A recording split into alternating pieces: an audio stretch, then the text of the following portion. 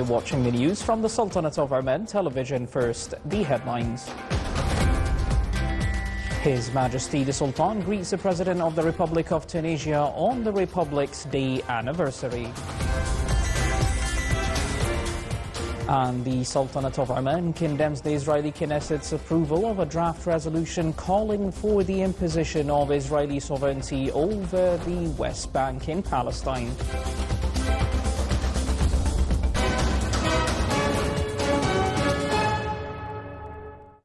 Welcome to our news center. Those were the headlines, and now for the news in detail.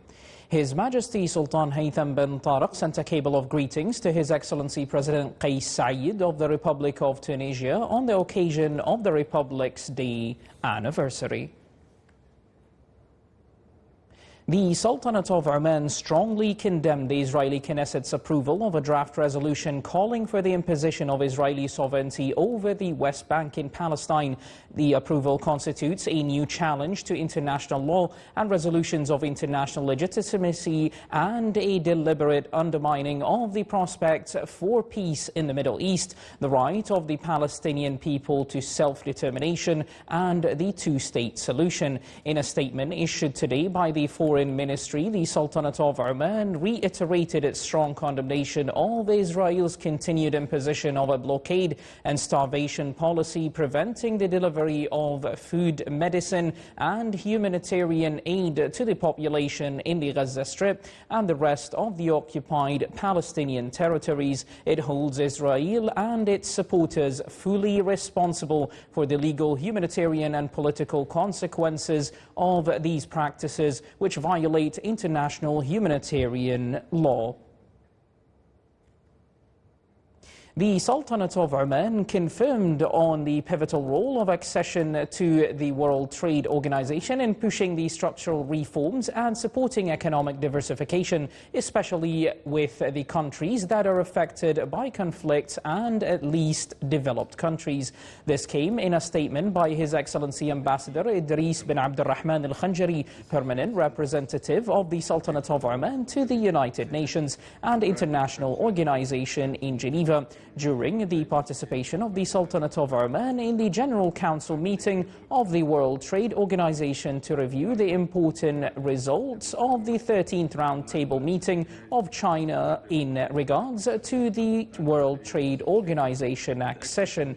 The Sultanate of Oman also reaffirmed its commitment to support Arab and developing countries in their joining paths. The Sultanate of Oman also expressed its willingness to work together to build a comprehensive international trade system that is rule-based and peaceful.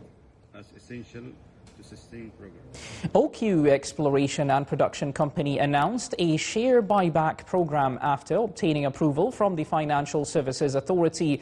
The program aims to enhance its ability to deliver value to its shareholders. In addition to its current annual core dividend of 231 million Armeni Riyals, OQEP clarified that the buyback program targets the acquisition of a number between 45 and 60 million shares over a period of 6 months from the program's commencement or until the targeted share purchase is completed.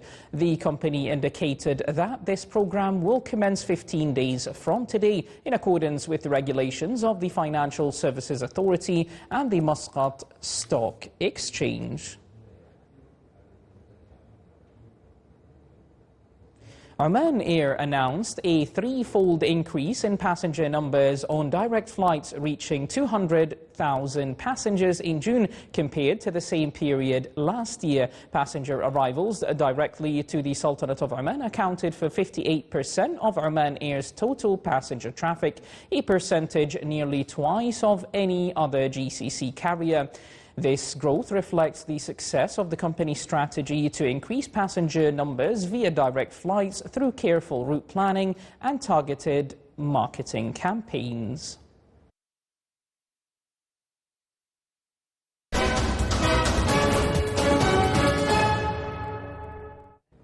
Malnourished young children lay in their hospital beds in Nasser Hospital of Khan Yunis today, with many of them looking thin and fragile as the hunger crisis in the Gaza Strip worsened. Dozens of people have starved to death in Gaza the last few weeks as the wave of hunger crashes on the Palestinian enclave, according to local health authorities. Israel, which cut off all supplies to Gaza from the start of March and reopened it with new restrictions in May, said it is committed to allowing in aid with control to prevent it from being diverted to militants. It said it has let in enough food for Gaza's 2.2 million people over the course of the war and blames the United Nations for being slow in delivery. The UN said it is operating as effectively as possible under conditions imposed by Israel.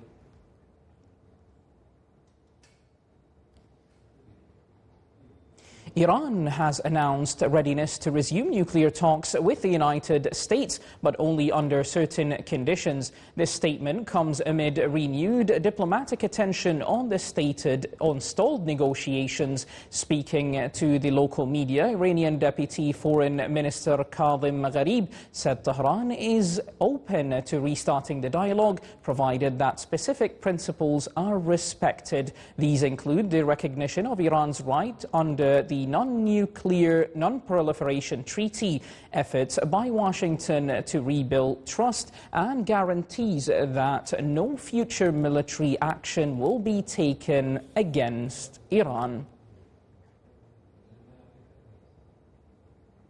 About 50 people were killed in a passenger plane crash in Tinda of Russia's Amur region. Local emergency services reported that the Angara Airlines plane carrying 43 passengers and 6 crew members crashed in the Amur region in Russia's Far East. They noted that the plane's wreckage was found about 15 kilometers from the city of Tinda. The statement indicated that the rescue teams were dispatched to the crash site in search for the plane, despite the difficult conditions on site in Russia's northern forests. Investigations are ongoing to determine the cause of the accident till now.